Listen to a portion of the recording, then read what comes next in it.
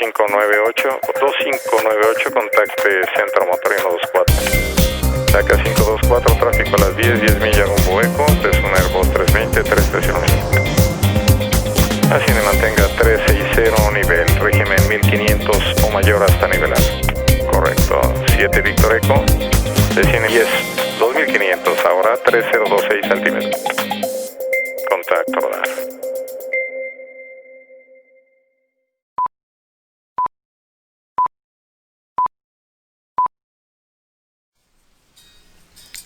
En la epístola a los Colosenses, capítulo 2, verso 15, dice que Jesús, despojando a los principados y a los poderes, los exhibió públicamente, triunfando sobre ellos en la cruz. Queridos amigos, en este nuevo episodio reflexionaremos sobre Jesús y el poder. Antes que nada, tenemos que entender que la concepción que el hombre tiene del poder es radicalmente opuesta a la que tiene Jesucristo.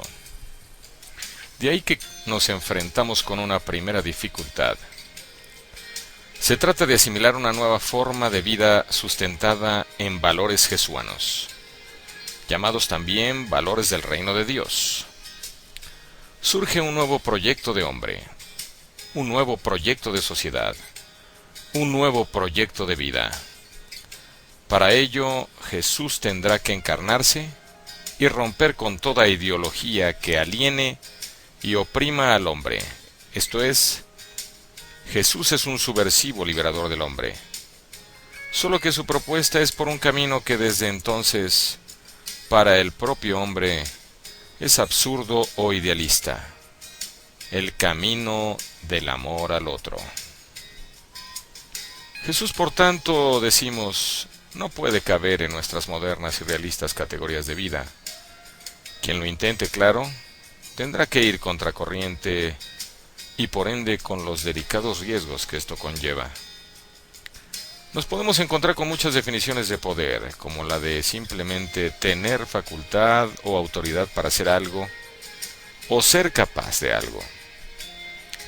La definición de poder a nivel crítico ciertamente explica el proceso típico y general de la relación que el mismo poder implica en la historia.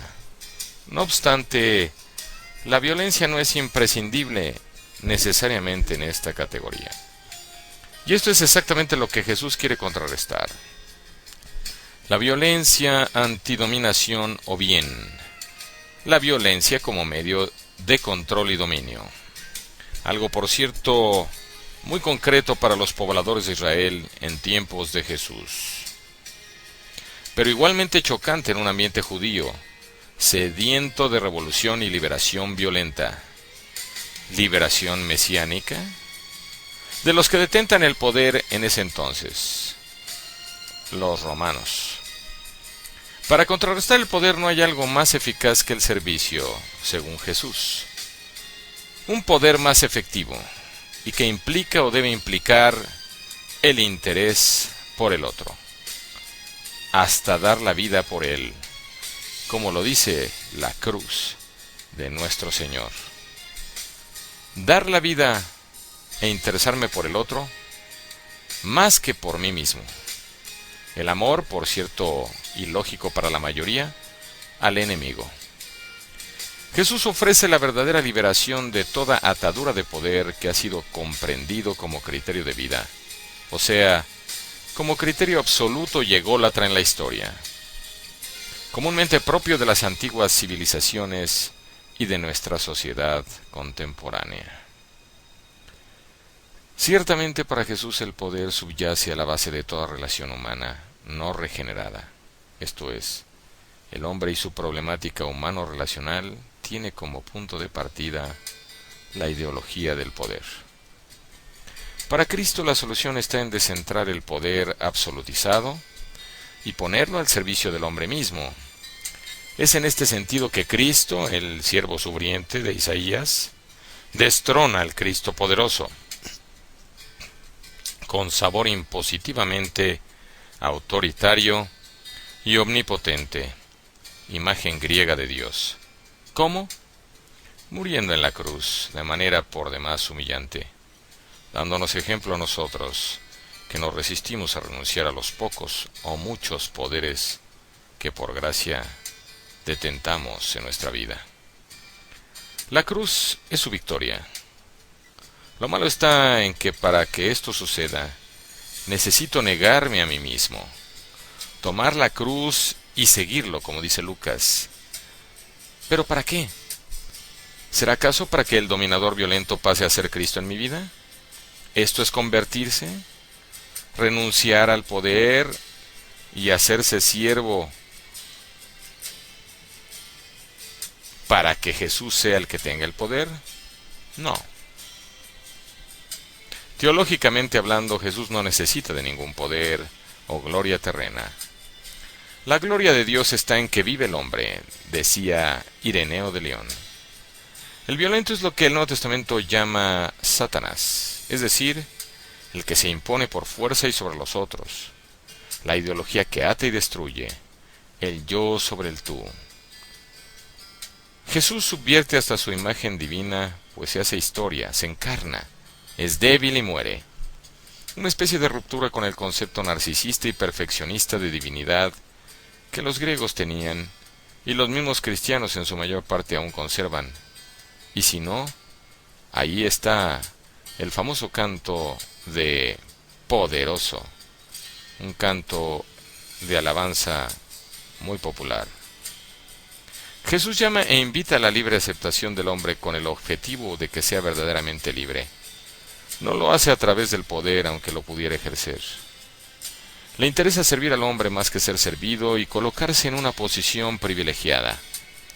Fue capaz de humillarse a sí mismo y no se aferró ni siquiera a ser igual a Dios, aun siéndolo, como lo afirma Pablo en Filipenses 2, del 3 en adelante. Claro que en su voluntaria humillación fue finalmente exaltado para ser el Señor. En este sentido, sí hay alguien quien merece ser honrado, no por su poder o por su necesidad de grandeza. Es Cristo Jesús, pues después de todo, es Dios. Jesús no fue esclavo de ningún poder, ni siquiera para salvar la vida se dejó esclavizar por estos poderes. Ahora bien, en la mayoría de las referencias que el Nuevo Testamento hace a los poderes, se les considera como caídos, es decir, desviados de su propósito original. Es importante establecer que eran parte de la buena creación de Dios. La sociedad, la historia y aún la naturaleza serían casi imposibles sin contar con la regularidad, el sistema, el orden. Y Dios se hizo cargo de esta necesidad. Lamentablemente los poderes se corrompieron y lejos de servir a los demás generalmente han buscado alienar al hombre, someterlo para sus intereses particulares o su enriquecimiento. La brecha entre el mayor y el pequeño se ha hecho inmensa con el consentimiento de los más poderosos, quienes por su mismo y gracioso poder podrían mejor significativamente las cosas en este mundo. Podrían mejorarlas, transformar sus estructuras, en fin, simplemente servir al otro, sobre todo al menos privilegiado, pero no.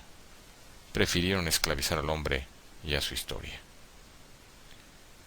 Lucas en su capítulo 22, verso 24 en adelante nos dice que hubo también entre ellos una disputa sobre quién de ellos sería el mayor, pero él les dijo: los reyes de las naciones se enseñorean de ellas, y los que sobre ellas tienen autoridad son llamados bienhechores.